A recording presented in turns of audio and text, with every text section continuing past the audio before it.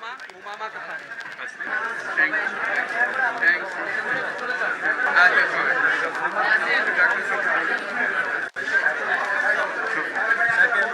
ভাই বসেন বসেন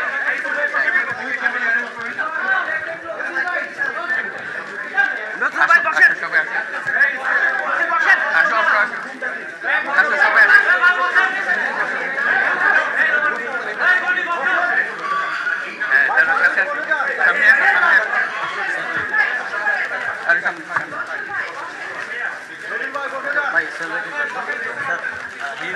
He's still injured.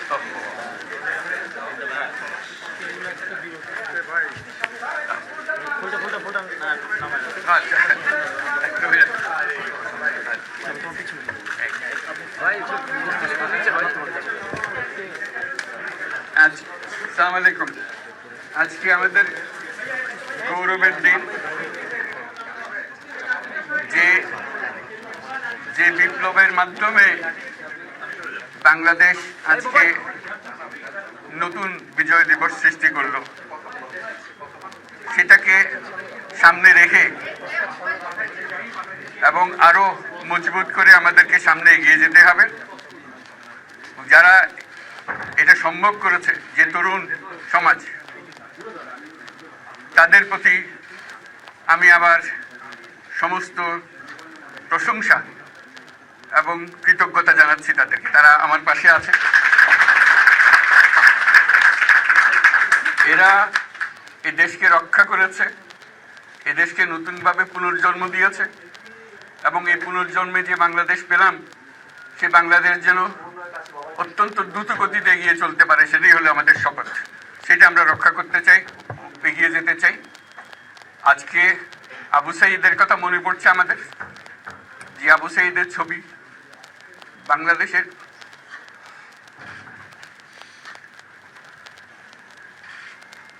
প্রতিটি মানুষের মনে গেঁথে আছে। এটা কেউ ভুলতে পারবে না। কি অবিশ্বাস্য একটা সাহসী যুবক,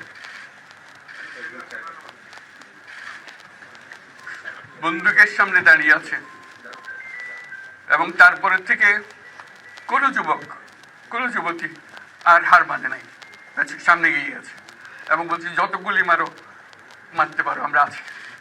তো যার কারণে এটা সারা বাংলাদেশ জুড়ে এই আন্দোলন ছড়িয়ে গেছে এবং যার কারণে বাংলাদেশ এই দ্বিতীয়বার স্বাধীনতা অর্জন করলো। এই স্বাধীনতাটা আমাদেরকে রক্ষা করতেই হবে। শুধু রক্ষা করা নয়, এই স্বাধীনতার সুফল প্রতিটি মানুষের ঘরে পৌঁছাতে হবে, তা না হলে এই স্বাধীনতার কোনো দাম নেই। এই স্বাধীনতাটাকে পৌঁছানো হলে আমাদের শপথ, আমাদের যে প্রতিজ্ঞা, যে আমাদেরকে এটা করতে হবে, ঘরে ঘরে পৌঁছাতে হবে। মানুষ যেন জানে যে বাংলাদেশ স্বাধীন হওয়ার অর্থ হলো তার নিজের পরিবর্তন, ব্যক্তির পরিবর্তন, সুযোগের পরিবর্তন, তার ছেলে মেয়ের ভবিষ্যতের পরিবর্তন। এটা যেন প্রত্যেকে বুঝে নেয় এবং আজকের তরুণ সমাজকে বোঝানো যে এই দেশ এটা তোমাদের হাতে, তোমরা এটাকে তোমাদের মনের মতো করে গড়ে তুলবে।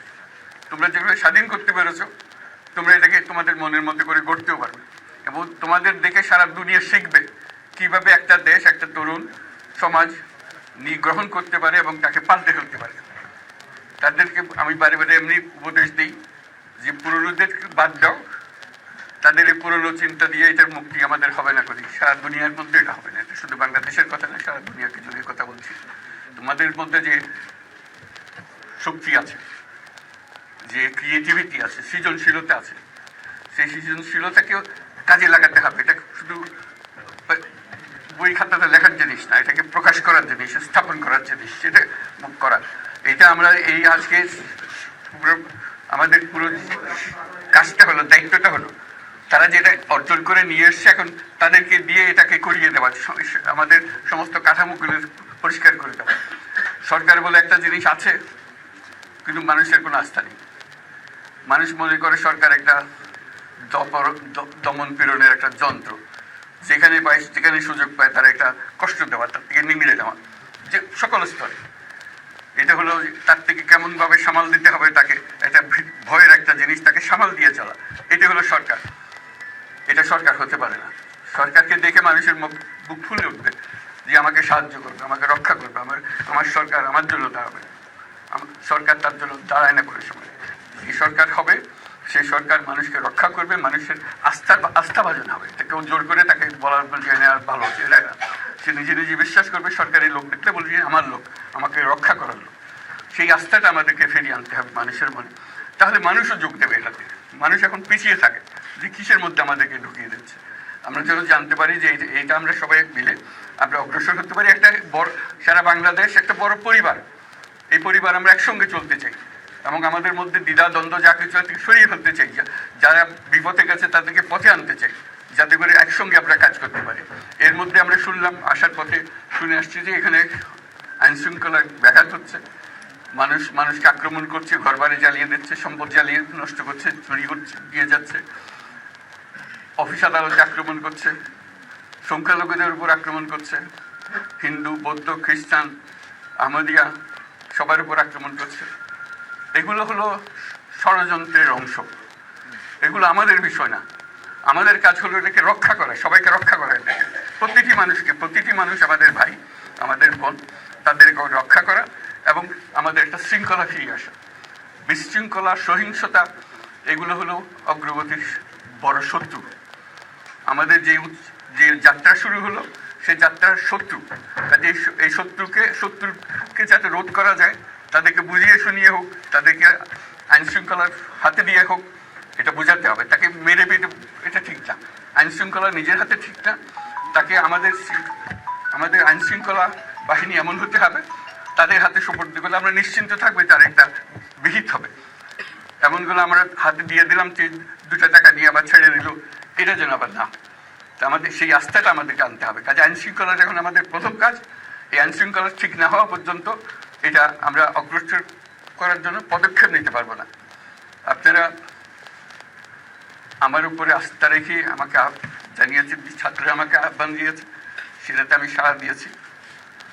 দেশবাসীর কাছে আমার আবেদন, আপনারা যদি আমার উপরে বিশ্বাস রাখেন,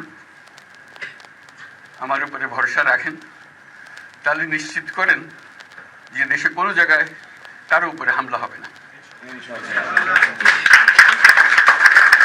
এটা আমাদের প্রথম দায়িত্ব। এটা যদি আমি করতে না পারি, এটা আমার কথা যদি না শোনেন আপনারা, তাহলে আমার প্রয়োজন এখানে নাই। আমাকে বিদায় দেন, আমি আমার কাজে থাকি, সেখানে আমি ব্যস্ত থাকি।